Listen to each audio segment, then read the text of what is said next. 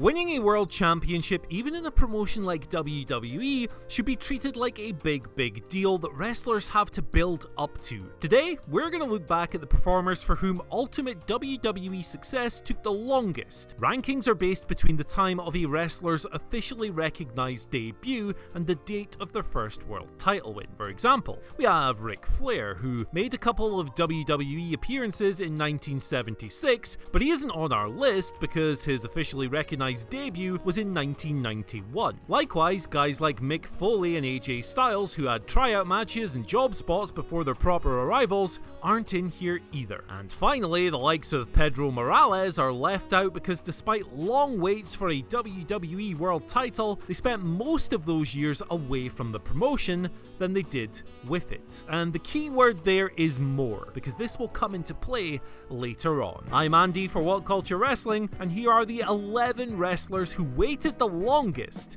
to win a world title. Number 11, Triple H, 1,576 days. Before he became a 14-time world champion, Triple H's career was relatively humble. He made his debut in April 1995 as Hunter Hearst Helmsley, and his early days hardly set the world alight, with the most memorable moment of his first year being a squash loss to the Ultimate Warrior at WrestleMania 12. Then, in 1996, the curtain call incident happened, and that wreaked havoc on his prospects for a push. And it wasn't until the formation of DX the following year that his career really took off. Nonetheless, Hunter still had to wait until August 1999 and the night after SummerSlam to beat Mankind and become WWE Champion for the very first time, kickstarting what would eventually become a huge winning habit. Number 10, Rob Van Dam, 1,798 days. Arriving in WWE with the Invasion in 2001, it was 5 years before RVD would win his first world title,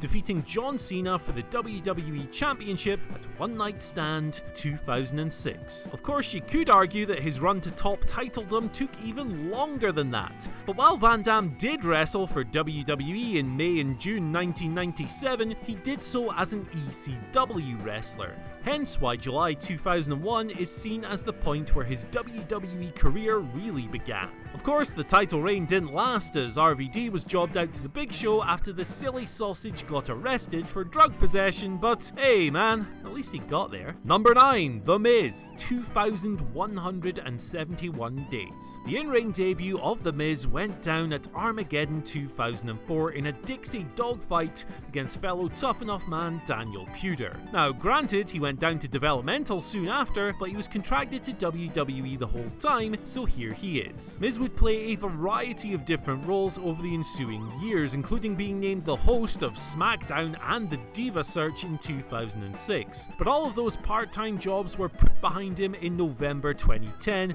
when he finally cashed in his Money in the Bank briefcase to beat Randy Orton and become the man. Number 8, Edge, 2,757 days. This path to glory followed a more traditional path. After debuting in June 98, Edge formed one of the most successful tag teams of all time with Christian, once winning 7 tag team titles in a single year before the team dissolved soon after Edge won King of the Ring in 2001. The future Rated R superstar became a single star in his own right. 5 Intercontinental and a United States title reigns came thereafter. Soon he was racking up IC and US title reigns left, right and centre, and starring in memorable storylines with the likes of Hulk Hogan and Mick Foley, before finally, at WrestleMania 21, winning the first ever Money in the Bank ladder match. 8 months later, he cashed in on John Cena at New Year's Revolution 2006, ending a long day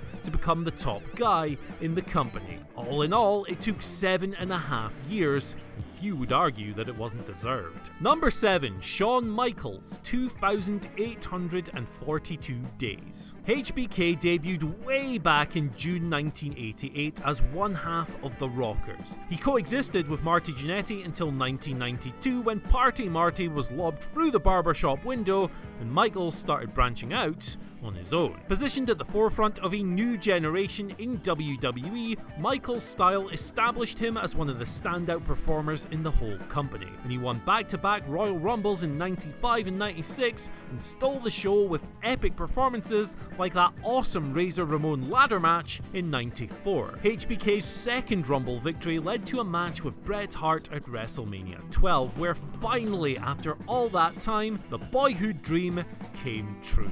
Michaels was the WWE Champion. Number 6, Bret Hart, 2,949 days. In many ways, Shawn Michaels' rise to prominence was a carbon copy of Bret Hart's, except it took the Hitman about 100 days longer to achieve. Debuting on the 15th of September 1984 showing of Maple Leaf Wrestling, Hart's early years were also spent in the tag division before he branched out, gaining further traction through his Intercontinental title runs before being deemed ready to make the step up to the main event picture once and for all. Then, in October 1992, he became world champion on a house show, kickstarting a run that would see him become one of the most decorated and respected wrestlers in company history. Number 5, JBL, 3,109 days. Now, if we're strictly talking the JBL days, this guy technically had one of the shortest rises to world title glory, having won the WWE Championship just 94 days after taking on his most successful gimmick. But let's not forget that the man behind the character had spent a long time with the company, toiling away under various gimmicks before then. Debuting as Justin Hawk Bradshaw in January 96, he eventually became Blackjack Bradshaw, before doing away with any kind of forename, becoming an acolyte, running the APA, and getting over, but never really finding singles glory. This all changed when JBL was born. John Layfield struck gold by landing himself the main event push he'd spent the best part of 7 years looking for, and he reigned for a long time.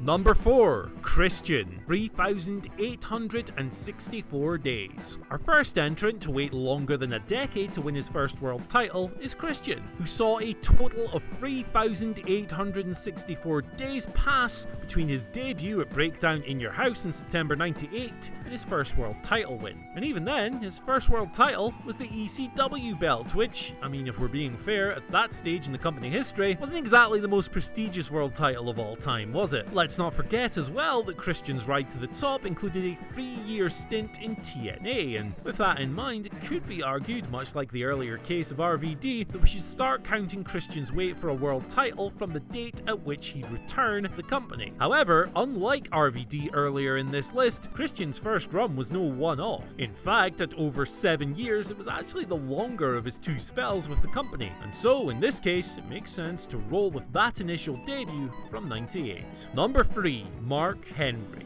4,298 days. After setting a host of powerlifting records, Mark Henry was billed as the world's strongest man upon arriving in the then WWF. In fact, he's kept that nickname for pretty much the entirety of his career, and yet it still took him over 4,000 days to find the strength to pin a world champion's shoulders to the mat and take the belt. Henry started appearing for the WWF in March 96, although he didn't make his official debut in the ring until In Your House Mind Games in September. Things didn't quite take off as hoped. Henry would go on to spend multiple stints in developmental and also underwent several gimmick changes, while he also had a brief excursion back into the world of strongman. Back in the ring, his big push finally arrived during the company's relaunch of ECW, when Henry became the brand's world champion in June 2008, almost 4,500 days after taking to the ring for the first time. Number 2, Jeff Hardy,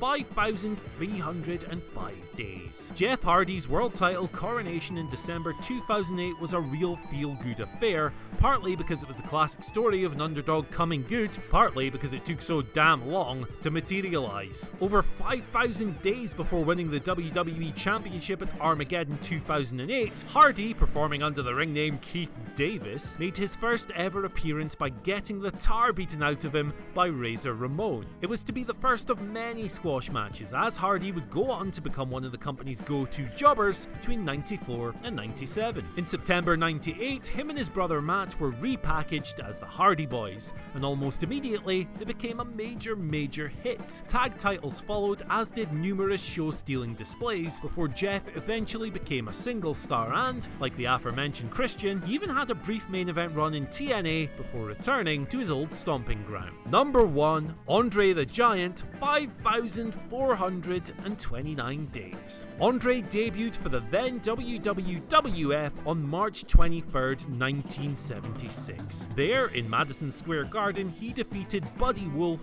embarking on what was eventually touted a 15-year undefeated streak in which he was never pinned or submitted. Now that run ended at WrestleMania 3, where he lost one of the most famous matches of all time to Hulk Hogan. But while the streak was over, there was a consolation prize, as the resultant feud saw Andre capture his one and only WWE title the following year. On the 5th of February 1988, Andre got revenge on Hogan by beating him for the belt, ending a staggering wait to finally get his big paws on the gold. Now, of course, immediately after winning the belt, Andre gifted it to his manager Ted DiBiase, which prompted company president Jack Tunney to rule the belt vacant. Just like that, a 15-year wait was over in a matter of minutes, making it not only one of the most long overdue wins in company history, but also one of the most short-lived reigns of all time. So that's our list, but what do you guys think? Let us know down in the comments section below, and don't forget to like, share, subscribe, and ring the bell for notifications. After that, you can follow us on Twitter at WhatCultureWWE and myself at Andy H. Murray, where you can tell me how wrong I am. Goodbye!